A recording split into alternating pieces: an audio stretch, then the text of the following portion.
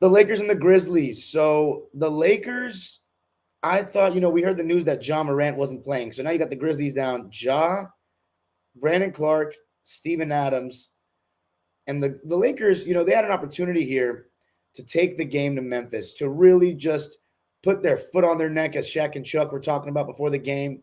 No nonsense. They came out so lackadaisical. Lazy passes. D'Lo passed up a wide open, shot on the drive in the pick and roll. LeBron took about two really bad threes that he didn't need to take. One with Xavier Tillman draped all over him. AD, I like the way he started out aggressive, but he just, like, for example, first time he caught the ball, he's got Dylan Brooks on him in the post, and he settles for a jump hook outside the key. You can get a little deeper positioning than that. And then, I thought Memphis, you got to give them credit. They came out with the hunger, the intensity that they needed, and I thought it was going to take a big game from Tyus Jones for them to get a W, but he was actually pretty quiet in terms of his shot making. I mean, 4 for 11 and 0 for 5 from 3. Like, yeah, he had 10.6 rebounds and 8 assists. And something that everybody says, and it does have some validity to it, is that the offense seems to flow better when Morant doesn't play at times. Like Tyus Jones, he moves the ball well and kind of gets everybody involved. But in this game, I think the Lakers kind of dodged a bullet in that way, that he wasn't hitting shots because he got a lot of good looks. Now, as far as the Lakers, I thought LeBron actually brought it tonight. I thought he was good. I thought his defense was pretty good. Granted, he was letting some people shoot, just not even guarding them, like David Roddy and Dylan Brooks. But that was part of the game plan. So overall, I thought LeBron so far in these first two games, his defensive activity has been pretty good. He's been, waiting for the offensive player to turn their heads. And when they're driving, he'll come out of nowhere for that chase down block, help defense. And overall, I think his on-ball defense, when called upon, has held his own for the most part. So I think LeBron, and one thing you're seeing from him that's interesting is that he's really not been ball dominant in the pick and roll. He's really just standing on the wing when D'Lo's got the ball in pick and roll a lot, and then isolating from the post and isolating on switches. You're not seeing him do a bunch of pick and rolls and be on ball as much. And I think partially that's something I've been critical of him over the course of his career, where I feel like at times he's been too ball dominant. But now I think he's obviously matured. He knows that he can't carry that much of the load all the time. It's not smart for him at this age.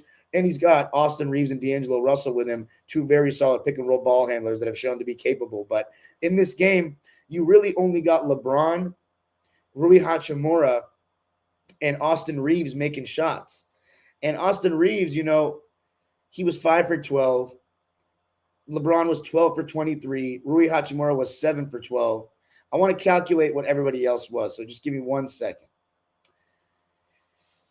4, 7, 11. Okay, 11 made field goals out of 37 shots. So a little quick maths. 11 divided by 37, that's less than 33%. 30%. So the rest of the team shot 30% outside of those three guys. It was kind of similar to the Clipper game, but not really, because Anthony Davis didn't shoot well. And here's the thing about AD. His defense was phenomenal. He was still incredible, but offensively, he wasn't handling those doubles really well. I think he wasn't working out of them quickly enough.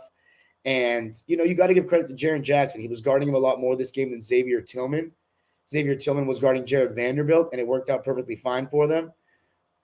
So expect to see that in game 3 with Jaren Jackson continuing to guard Anthony Davis, because he still is the defensive player of the year. He still is a great shot blocker, great just defender in general, going to deter shots. And you'd rather have him than Xavier Tillman, who, by the way, had the best game I've ever seen him play in his career today. I mean, he was amazing. Xavier Tillman, Luke Kennard, these other guys stepped up, and let's just start with the way the game went.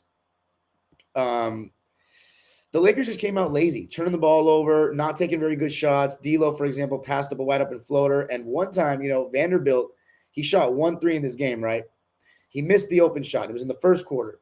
After that, he cut to the basket on that D'Lo pick and roll that I'm talking about, and he was pretty open. But, if you give the ball to Vando, he's going to go up against the big at the rim. He could have stayed out there in the corner, but he actually has been really good in that dunker spot until tonight. I think he's been pretty good, but he showed a lot of indecisiveness, and Vando looks very unconfident when he gets the ball down there, or just in general. He looks like he doesn't want to shoot. he looks pretty hesitant to score. And I'll tell you what, when you got a guy that's as good at showing, recovering, or contesting, and then going back for the second jump as Jaren Jackson Jr., it can get in your head a little bit. And right now, I think it has gotten in Jared Vanderbilt's head just a little bit. LeBron in that second half gave him a couple nice passes right around the rim. And there was one time where he went up and just got stuffed. And then the next time he was hesitant. And it was causing turnovers, killing possessions for the Lakers. So just a bad start offensively. And I don't think that they got much from their bench either. The Memphis Grizzlies, they started out aggressively on both ends of the floor. They were playing hungry. You had Dillon Brooks guarding LeBron. You had Xavier Tillman playing help defense. And, LeBron and AD pick and roll was getting switched. So they were snuffing that out in Memphis between Dillon Brooks and Xavier Tillman. Xavier Tillman, or Jaren Jackson, whoever it may be, Xavier Tillman would guard LeBron, and LeBron wasn't taking him off the bounce. He was settling for threes, and Dillon Brooks was showing enough strength to deter AD or get double teams, and the Grizzlies defense was doing a really good job rotating. So the LeBron AD pick and roll didn't really work like that. The D'Lo AD pick and roll was okay. I think Austin Reeves seemed to have the most success. But the key is, if you're the Lakers, you got to put guys like Tyus Jones, John Morant when he's healthy, Luke Kennard in the pick and roll when they're in. Jaren Jackson is really good in drop coverage, and when he's got Xavier Tillman behind him in that back line, and you don't really have to worry about Vando as a spacer, they're athletic enough to kind of guard two at once in that situation. So that's the thing about Memphis and what they do defensively, and it's kind of bothering the Lakers a little bit, especially when Vando's in the game. And that's part of why Rui Hachimura has gotten so much success so far in this series, because he can stretch the floor at that 4 spot. You can run him off the line. He steps into the mid-range. And defensively, I think he's been really solid as a Laker. Yeah, he's not the best laterally moving his feet. I don't think he looks very good at the 5 because he's not a 5. But at the 4, I think he's done a good enough job of guarding guys one-on-one, using his size to not get pushed over, and just add size to a Laker team that was too small in this first half of the season. But in the first quarter, it was all Grizzlies. Xavier Tillman made 2 left-handed jump hooks.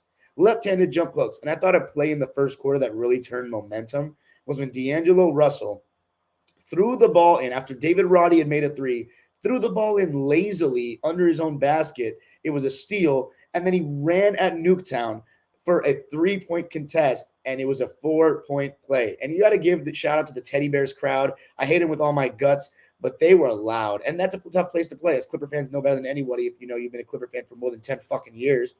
Sorry, you young Clipper fans. That was a fun time, man. I still have a lot of hate in my heart for the Teddies.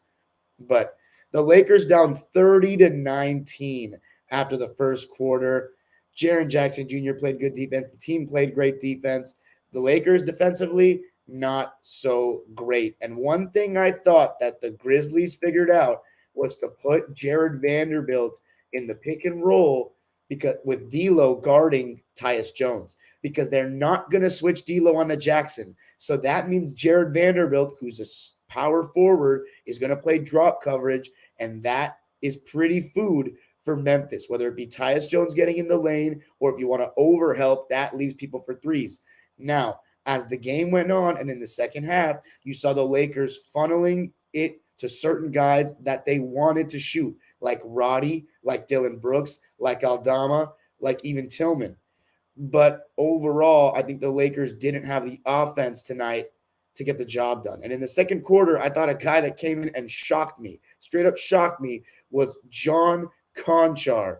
This white boy got 14 minutes, and I'll tell you what, you can't see in the stats only 2 points, 2 rebounds, 3 assists, but 1 steal and 2 blocks lets you know the story. He blocked Anthony Davis on a dunk attempt, and I could not believe what I was seeing.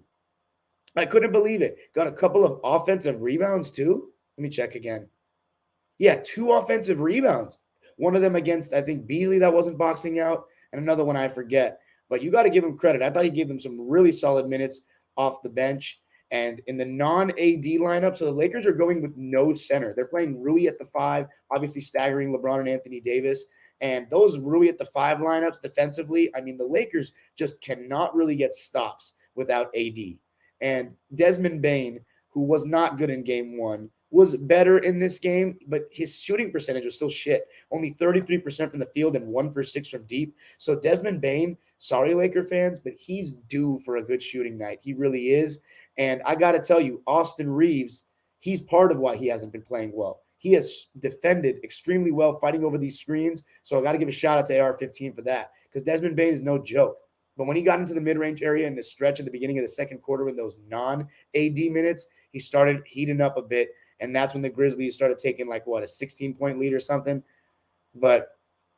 And also, DB finally hit 2 mid-ranges after bricking left and right, just left and right, because Beasley, who actually was 2 for 4 in this game, making some shots, but defensively, he doesn't have a very high defensive IQ. He's often involved in miscommunications. He doesn't really offer much resistance, whether it be on the ball or fighting over screens. Just not much there. And I thought Troy Brown, 11 minutes played, he really was just getting some cardio out there. You know, a donut for him, 0 for 1. And you know who else was only getting some cardio? Dennis Schroeder, a game where he was just uninvolved. 16 minutes, 0 for 3, 2 turnovers, and a donut, and he was minus 13. And look, Ham went away from him. So for all the people that have criticized Darvin all season, you know, he only played him 16 minutes. Outside of Rui Hachimura, the Laker bench didn't give him anything. You know, only an 8-man rotation, really. Beasley with Dennis. I'm sorry, it's a 9-man rotation. Beasley, Dennis, Troy, and Rui. Rui's the only one that came in, was knocking down shots. And I'll tell you what, Rui Hachimura knocking down shots, it really kind of was weathering the storm. They needed that. It was threes, mid-ranges. He can step into the midi. He can post up smaller guys. I love his bag, and it's just a shame, you know, Washington Wizards announcing that Tommy Shepard is getting dismissed as the GM. A good pick. I'm pretty sure that was in his reign. A good pick, Rui Hachimura, that they went to waste. A guy that can post up, a guy that can hit the mid-range. He doesn't have a very good handle. He's not very quick off the bounce.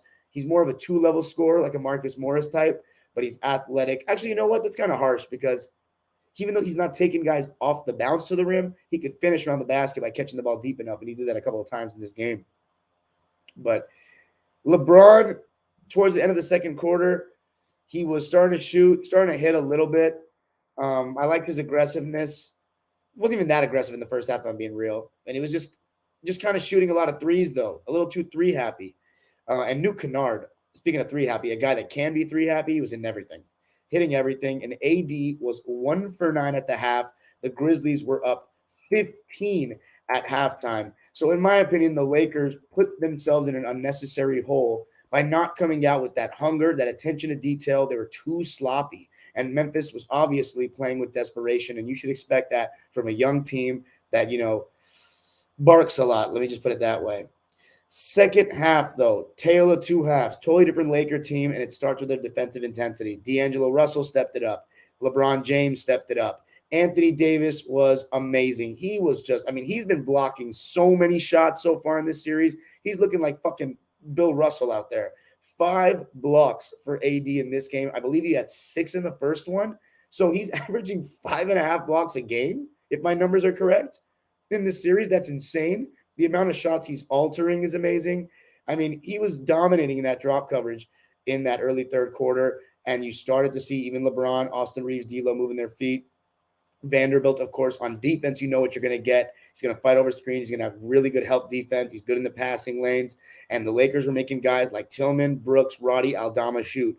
Dylan Brooks was off. Aldama was 0 for 3. But Roddy did hit 2 threes in that third quarter. And Xavier Tillman even hit a 3 and was off to a great start in that third quarter with putbacks, rolling to the basket. He was just doing all the dirty work for that Memphis team. Just amazing. But LeBron James, in the third quarter, started getting going, and it was inside the arc. Obviously, I talked about it in the preview with CL before the series. Go check that out. He has a size advantage against DB. So he was getting to the post, getting to the basket. When I mean getting the basket, I mean, in the post, catching the ball around the mid-post, mid-range area, turning and facing. You know, reverse layups, quick spins. And, you know, the thing about the Grizzlies is they're starting to see that LeBron only wants to hit turnarounds over the right shoulder. If he goes to his left shoulder, he'll only spin for the layup. That's always been a thing with Bron because his shot is weird. Only when he's scorching hot, he's going to turn over the left shoulder, kick his leg out, and turn his shoulders to the basket and hit. You got to play him for the right shoulder and then bring help when he turns baseline. That's the move with Bron. But I got to tell you this about LeBron. His passing in this game was spectacular. His cross-court passes when they were loading up, his passes out of the post. He had a lot of Larry Bird-like passes in this game. Passes out of shot, touch passes once or twice. Those are not as typical for Bron. He's more of a cross-court specialist. You know, whip it fast across the court, pick and roll. but he was just doing some passes that were just showing how much he can do and what kind of passes he can really make. But AD just couldn't get it going. That was the problem. 2 for 12. But overall, the Lakers did cut it down. I thought Austin Reeves, too, was starting to make good reads in the pick and roll, getting in the in-between game. And he found Rui for an open three on the left wing. The Lakers were down by 10 after 3. And that's when Jared Vanderbilt, with AD out of the game, and it was only a couple of minutes, had a rough stretch. LeBron was finding him on some nice positions in the dunker spot area around the key when Jaren Jackson would load up off of him. And in the first time he made it, I think it was an 8-point game after that. Then it was the play I talked about earlier where he got snuffed out at the rim by Triple J. And then after that, he passed up 2 shots and was causing turnovers. And you got to give the Grizzlies credit for that defensively. The rotations were sharp. I mean, guys like Jaren Jackson, their ability to help and then recover in time is uncanny. And the closest the Lakers got it, though, they did make the Grizzlies sweat a little bit. They cut it down to 6, and it was Braun scoring around the rim, not really in the pick and roll. He ended up getting up to 28 points. So far in this series, LeBron with 49 points, I believe, in the 2 games. That's good enough for 24.5 points. I think that should still be enough for the most part, but AD is going to have to be better. D'Angelo Russell is going to have to be better. This was a poor performance by him. Defensively, I actually thought he was not horrible. Maybe you disagree with me, Laker fans. You let me know. But offensively, he's got to hit shots. He's got to be smarter. He can't turn the ball over like that. And D'Lo, Reeves, and Rui, who all, by the way, I can't stress enough how great Rui Hachimura has been to start this series. But D'Lo, Reeves, and Rui all got solid looks from 3 in that last 5-minute stretch of the game. They all missed, along with Braun too. And then when the game was 92-86, that was the closest the Lakers got it. Some bad fouls were committed, 2 in a row. One by LeBron slapping down on Desmond Bane when he didn't need to. Then another one by Austin Reeves, if I'm not mistaken. And the dagger was made by Dylan Brooks, who was talking a whole lot of shit, as you would expect. And the Grizzlies, the Teddies, tie the series 103-93 over the Lakers. And so, by the way, I also want to mention the LA Kings lost to the Oilers tonight. We're down 2-0, tied the game, and then lost 3-2 with a goal in the third period. Look, we made them work. Every single LA team won their first game and then lost the second. They're all coming back home 1-1 with home field or home court, home ice. Time to take care of business, Kings, Lakers, and Clippers. But the Lakers, probably, if you want to say of all the teams, they would be the most disappointed not going up 2-0 because the Kings, I didn't expect that. The Clippers, I was expecting potentially 0-2 down. But the Lakers had a chance here without Ja. And I know the Grizzlies play really well without Ja. They did not come out with the right intensity, and they made their job too hard in the second half, and AD needed to be better. D'Angelo Russell needed to be better. That was the ball game. And you got to give credit to Memphis. They were spectacular. They had guys step up. The others, as Shaq likes to call them, stepped up. Let's read the stat lines for the game before we move on to Boston. For the Grizz, they played a 9-man rotation. Already talked about John Conchar. Aldama, pretty quiet in this one. 14 minutes played. He had a donut, but 7 rebounds and 2 assists. So got to find ways to contribute. He was a +5 in the game. And obviously, I'm looking at these things from a Lakers fan perspective because it's a Laker channel. This is LA. So I'm not really looking at things on both ends of the court from Memphis as much. So if Aldama did play and you're a Teddy's fan that follows me, which I don't have any, let me know. David Roddy, thought he was really solid in his role. Dylan Brooks was struggling with foul trouble all night long. He had 5 fouls in the game, and I thought Roddy came in and did a really solid job on LeBron and just a good job defensively overall, and he hit 3 threes. He's obviously going to be left alone to shoot, but he's a really good athlete. He's one of those guys that's just built like a football player, and he's only shooting 31% in the regular season. So the Lakers' game plan, LeBron was leaving him wide open, but he hit 3 out of 7 threes, so you got to give him credit. 9 points for him, helped them win. And then Luke Kennard, it just sucks for me as a fan of the Clippers. I was just hoping that we could keep him and we would see him grow as a Clipper, but it just